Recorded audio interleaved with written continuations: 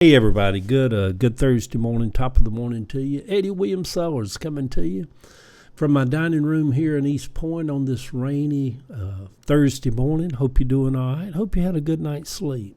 Come on, let's do the morning post this morning. Has the country started to shift? Is it shifting?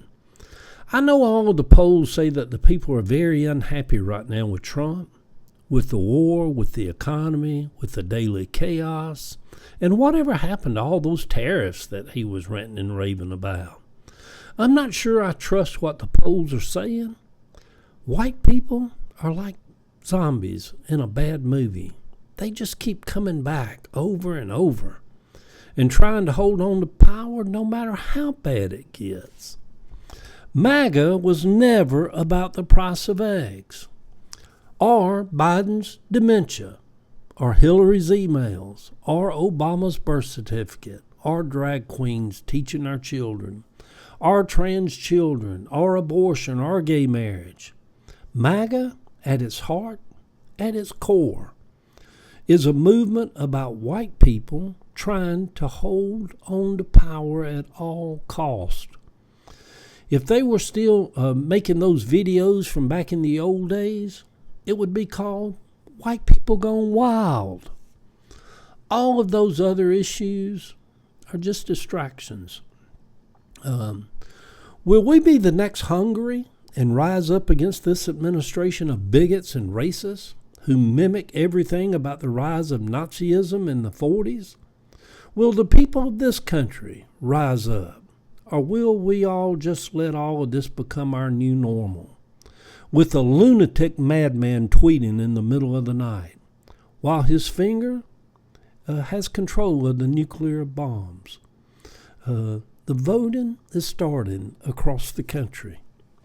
Have the Democrats learned anything from all of this? Have the Republicans lost their party forever? Now that the country is broken and has gone off the deep end, do we put it back together again with the same old, Or do we begin to chart a new course? Has the two-party system been used to just divide us? Is it time for a legitimate third party, or at least a new way of doing all this? You know, it's so gerrymandered now, it's so rigged. There's got to be something, there's got to be a better way, When the country does change back to its senses, or comes back to its senses, the Supreme Court is a farce, has been for a long time.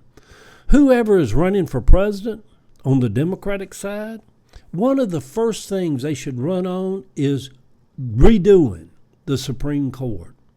That should be the first and biggest issue that the Democratic nominee should run on.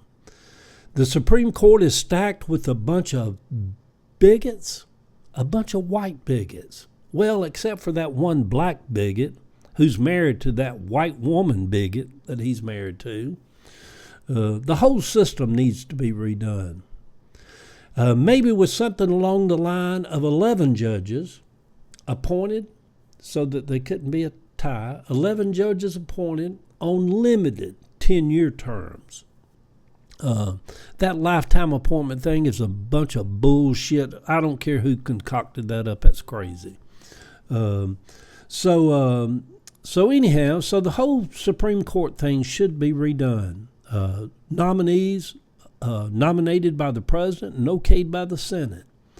The Supreme Court is just a farce, y'all. It's a farce.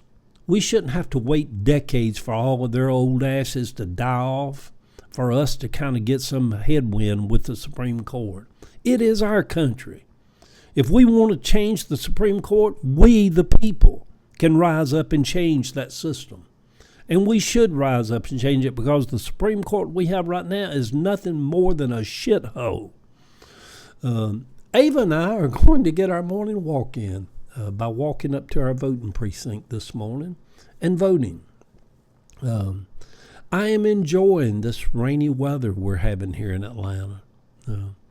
I have a different appreciation for King Charles after his visit here. What a distinguished man he is. I love him on all the issues, always have. He's always been kind of a leftist, kind of global warming, nature preserving. Me and him's on the same page with a lot of that. We're family. But what a distinguished man he is. But I love my motherland. I love everything about England almost. I just love it. The beautiful rolling countryside. Oh my God, such a beautiful country. I feel as much at home in London as I do in New York City. Has the country started to shift, y'all? I'm not convinced yet. And whatever happened to all those Trump supporters that was so goddamn outraged at the price of eggs? The price of eggs. Oh, a dozen of eggs, the price of all those white Trump people. So outraged at the price of eggs. God damn it, how are we going to survive? $2.69 for a dozen of eggs. Trump supporters that were so outraged about the price of eggs, they won't say anything.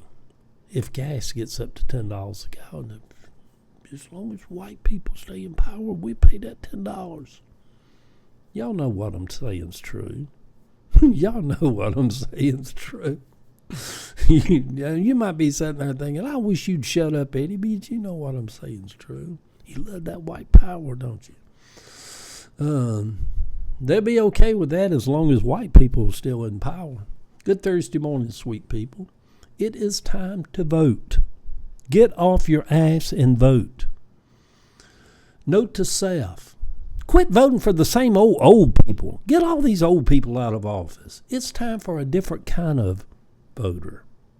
It's time to vote for a different kind of politician. Yeah. The picture over on my Facebook page, because of my content creation. Look at all this going out across the country, around the world, up to Mars, by Pluto and Juniper, around the moon, around the sun, and coming back to Earth. Look at me going all out into the universe. What an amazing time we're living in, y'all. Chaotic time, crazy time, amazing time at the same time. We're just swirling, ain't we? Go on, Eddie, close this out. The picture, because of my content creation, the Harris campaign gave Ava and I press badges, where we can just mingle with the big shots, with the little shots, around the stage, in the high fadoodle areas. The press. Look at me, Eddie Sellers from Cabbagetown, with the press badge. Walking around stages and all the dignitaries, all of them. Like, yeah, whatever. It was fun, y'all. Love y'all.